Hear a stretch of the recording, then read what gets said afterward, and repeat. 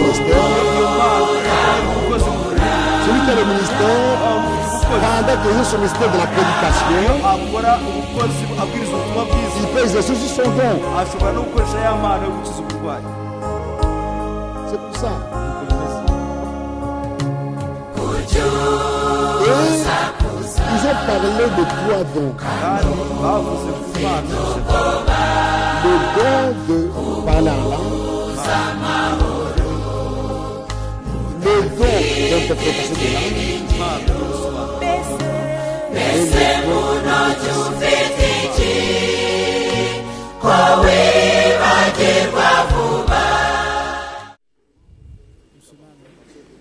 ndasaba hamwe na Tafredi Kabanza Pastor Goma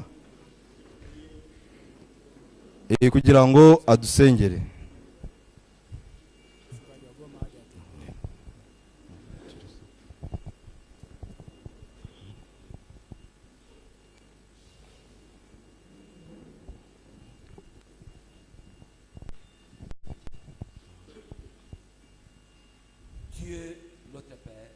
Mana data, turimo turagushima cyane kubw'urukundo rwawe rukomeye kandi kubw'imigisha yose twabonye muri iki gitondo. Turagusaba kugira ngo wongere ubane natwe muri iki gitondo, kuri mugoroba, kugira ngo twongere kubona ku gice cy'ibyo waduteganyirije, kugira ngo twongere kongerwa imbaraga kugira ngo tubashe kugukorera. Umugisha umukozi wawe kandi umwigishe ibikwiriye byose, kandi kugiye buri mukozi wese igihe azasubira iwe azabashe gutahana umuzigo uhagije wo guhaza abana bawe. Uduhe umugisha guhera ku itangira kugera ku iherezo. Haranditse ngo ni byiza gutangira, ariko ni byiza kurusha kubona iherezo ryiza. Niyo mpamvu tugusaba mwami, nk'uko tumeze hano, buri wese abashe kwitegura kubwo kuza kwawe. Uhereye ku nyigisho duhabwa, ntabwo tubyakira gusa kubwo kubwiriza abantu, ahubwo natwe tubyakira ngo bidufashe. Niyo mpamvu mwami dutabare, kubera ko twebwe turi abayobozi, tugomba kuba icyitegererezo cy'umukumbi, ariko ntabwo twishoboza twebwe ubwacu.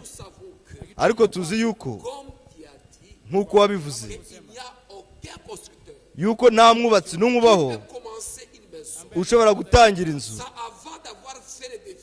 atabanje kwicara ngo akore imibare kugira ngo amenye ko azayisoza. Uwo mwubatsi ntabwo ari njyewe, tuzi ko ari wowe mwami wacu Yesu Kristo, kubera ko umurimo utangiye ugomba kugera ku iherezo. Niyo mpamvu tubishyize mu biganza byawe kugira ngo twese tubashe kugira iherezo ryiza.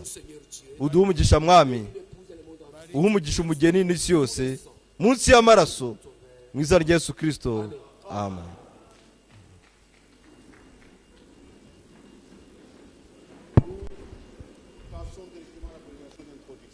Tugiye guhera ku kibwiriza cyo gutangira. Ni mwene data Ezekiel mu Fransa ugiye kuduha iryo jambo. Afite iminota 30, ashobora kuza.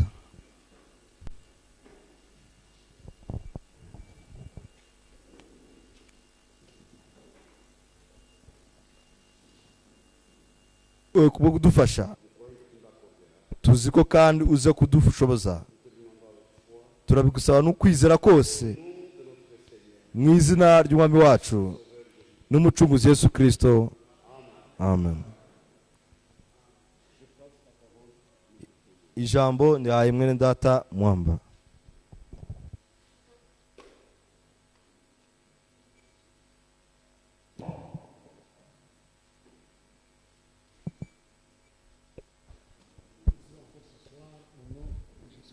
Ndabaramutsa none kuri mugoroba mu izina rya Yesu Kristo. ni byiza rwose kumva abakozi b'Imana batandukanye. Biradufasha kandi bitwongerera imbaraga. Twumvishe mwene data wo muri Ghana, byari byiza.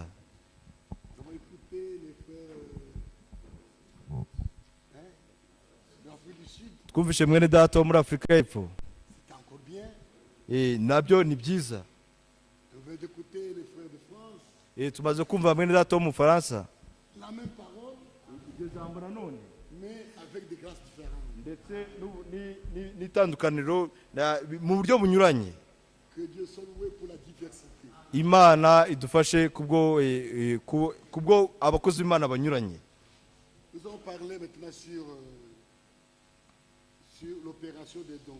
Tugiye kuvuga ku byerekeye imikorere y'impano, ndetse ni nawo mutwe wa nyuma wo ku byo tugomba kuganiraho. Imikorere y'impano ni ikintu cyangombwa cyane. Nyuma yaho turaza gusubiza ibibazo.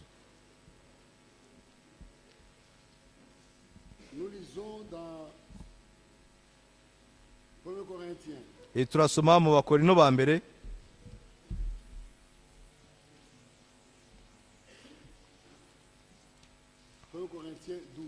Abakorino ba mbere 12.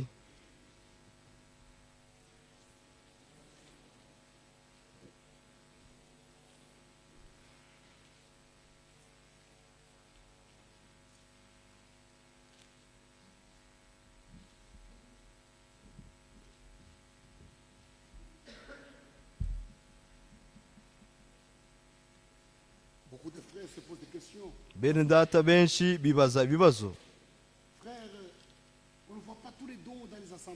Ngo ntabwo tubona impano zose mu iteraniro. Nibyo, ariko mwibagirwa yuko izo mpano zose zagiye zibura mu bisekuruza bitandukanye. Tukaba turi mu gihe cyo kugarurirwa. Mbere yo kuzamurwa, impano zose zagarurwa mu itorero. Nimugire ikibazo, bizaza byose bizagarurwa.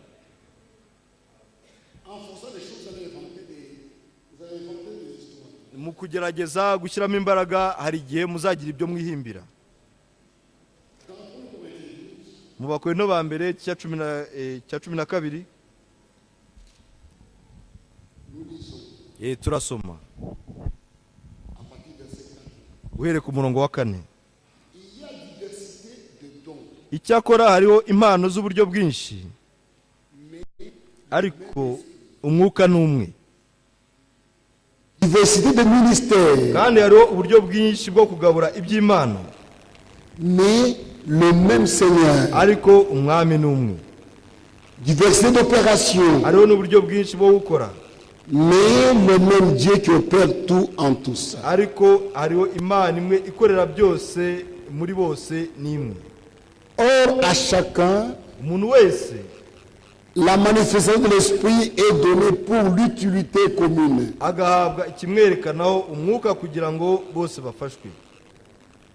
En effet, Muri ibyo à ngibyo, l'un est donné par l'Esprit une parole de sagesse, umwe aheshwa n'ijambo ry'ubwenge, à un autre aheshwa n'ijambo ry'ubwenge une n'umwuka, parole de connaissance, undi agaheshwa n'uwo mwuka ijambo ryo selon kumenya, le même Esprit, n'uwo mwuka agaheshwa n'uwo mwuka, à un autre undi la foi, agaheshwa n'uwo mwuka kwizera, par le même Esprit, uwo mwuka akaba ari umwuka kwizera, à un autre undi le don de guérison, agaheshwa n'uwo mwuka imana yo gukiza par le indwara, même Esprit, uwo mwuka niwo umukoresha, à un autre undi le don d'opérer des miracles, agahabwa gukora ibitangaza, par le même Esprit, à un autre le don d'opérer des miracles, undi agahabwa gukora ibitangaza, à un autre la prophétie, undi agahabwa guhanura, à un autre le discernement des esprits, undi agahabwa kurobanura imyuka, à un autre la diversité des langues, undi agahabwa kuvuga indimi nyinshi,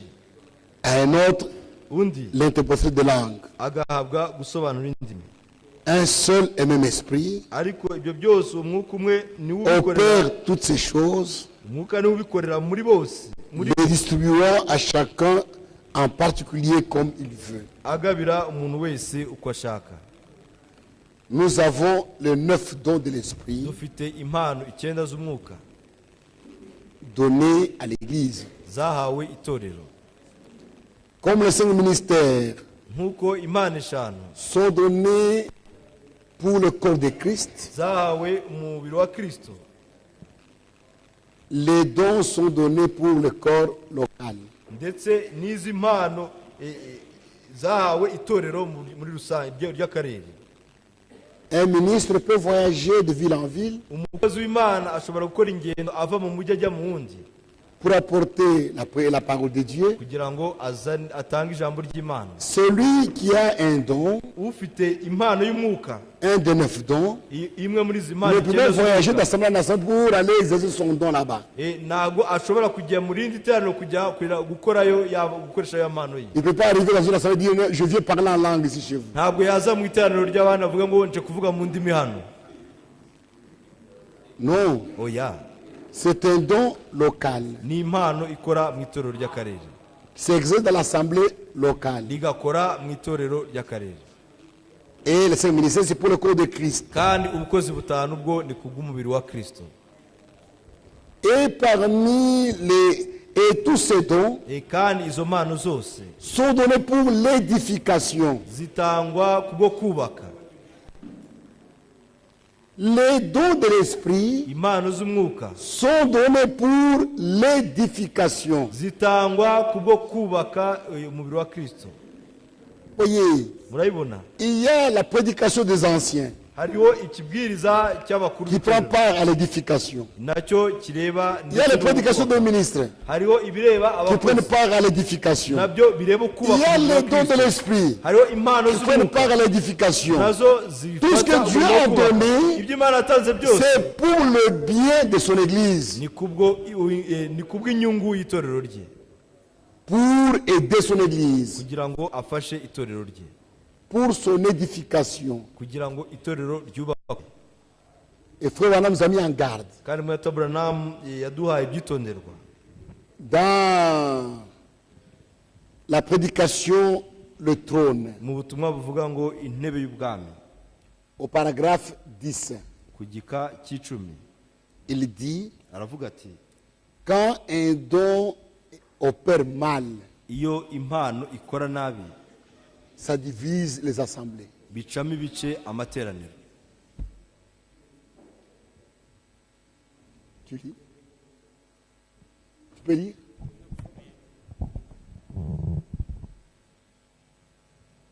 Le paragraphe 10.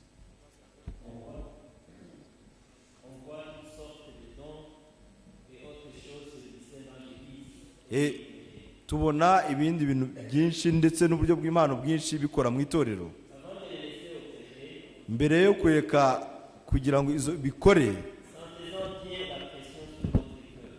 ni ikintu kigomba kuba gitsikamiye umutima wawe. Umwanzi afite uburiganya bwinshi, ese murabisobanukirwa? Kandi izo mpano zikora neza,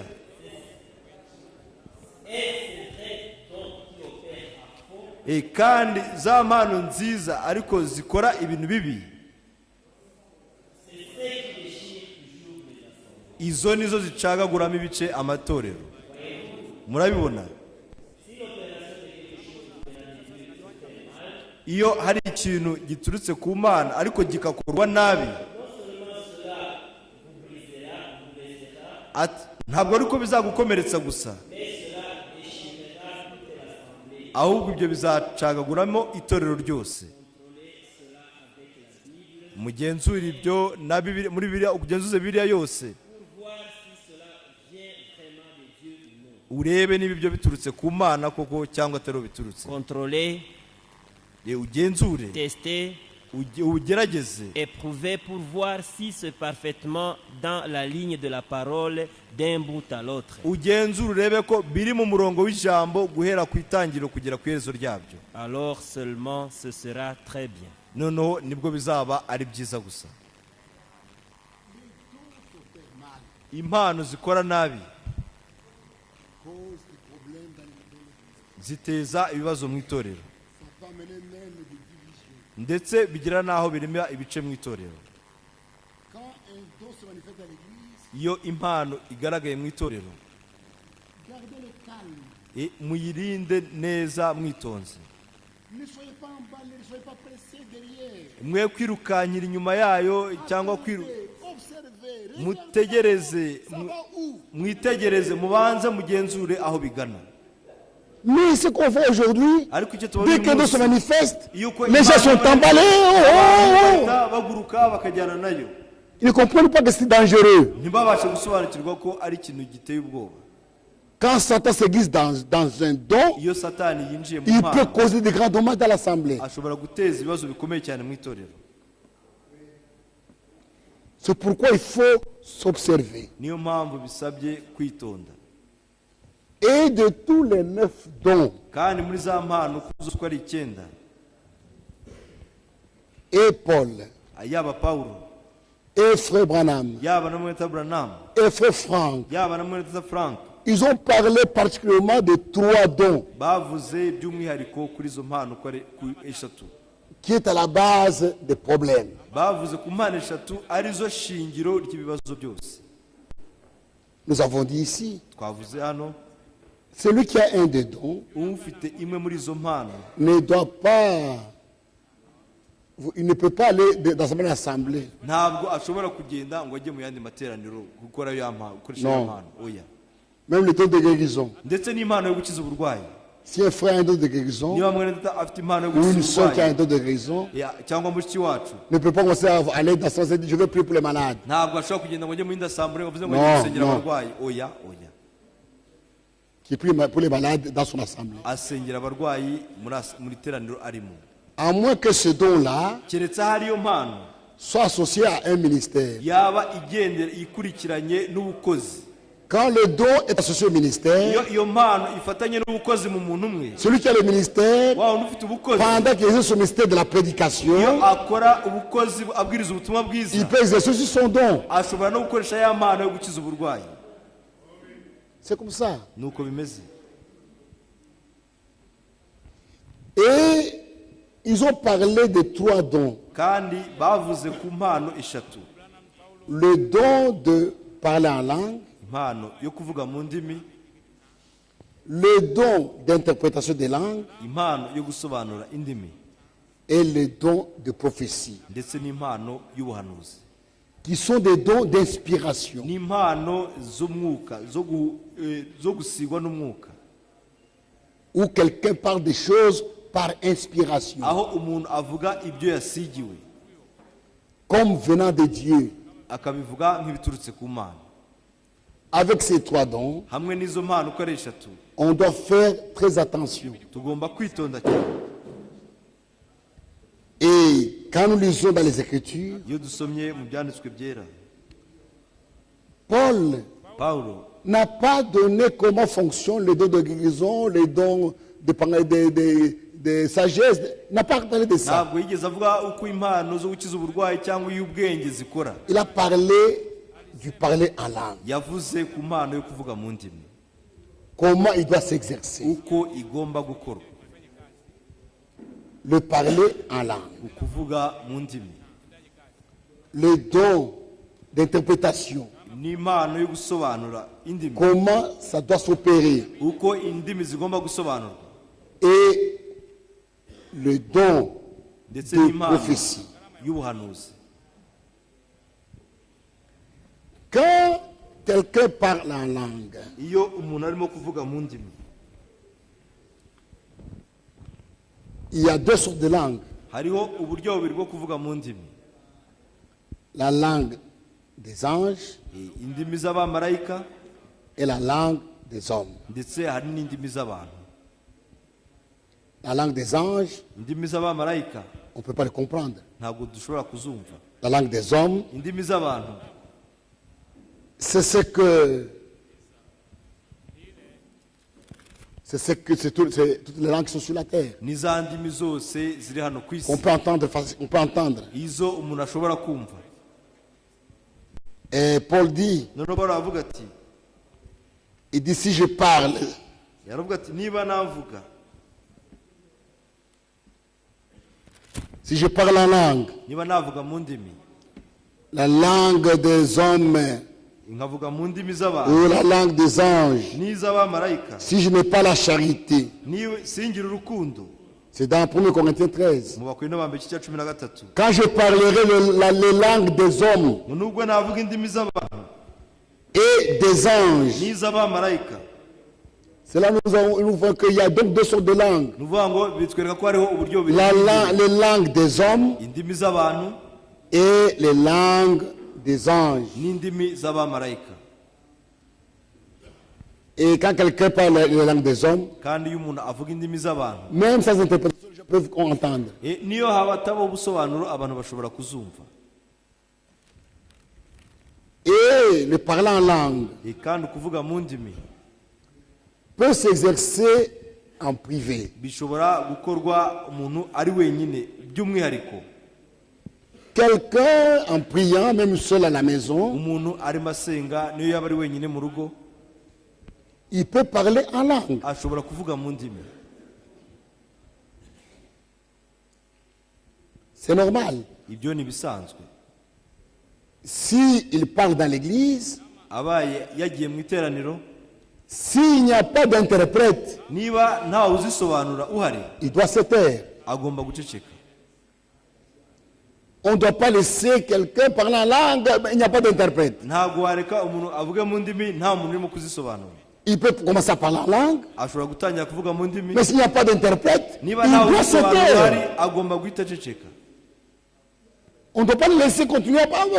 Ntabwo wamureka 30 minutes, il n'y a pas d'interprétation. imyaka minota 30 nta muntu urimo gusobanura. C'est un désordre. Iyo yaba ari gahunda nke. Et quand il parle en langue, Kandi yavuga mu ndimi, il ne sait pas ce qu'il dit lui-même. we ubwe ntabwo aba azi icyo arimo kuvuga, C'est un esprit qui parle. ahubwo ni umwuka urimo kuvuga. Il ne peut pas venir dire, Ntabwo ashobora quand je parlais en langue, ngo igihe navugaga mu ndimi Dieu disait ça, il ment. ngo Imana yavuga gutya na gutya, aba arimo kubeshya. C'est faux, c'est faux. Ibyo ni ibinyoma, ntabwo ari byo. Quand Dieu veut nous parler, Iyo Imana ishaka kutuvugisha, quand on parle en langue, atari ukunyura c'est mu pour nous ndimi, qu'il parle. ni kuri Il parlera dans un langage que nous allons entendre, izavuga mu rurimi dushobora kumva. même s'il n'y a pas, tout le monde ne connaît pas la langue. Niyo abantu bose baba batumva urwo rurimi, Dieu qui va nous parler, Imana ishaka il kutuvuga, va pouvoir qu'il y ait quelqu'un qui va écouter cette langue-là. izateganya ko hazaba n'ushobora kumva urwo rurimi byibura. C'est comme ça. Nuko bimeze.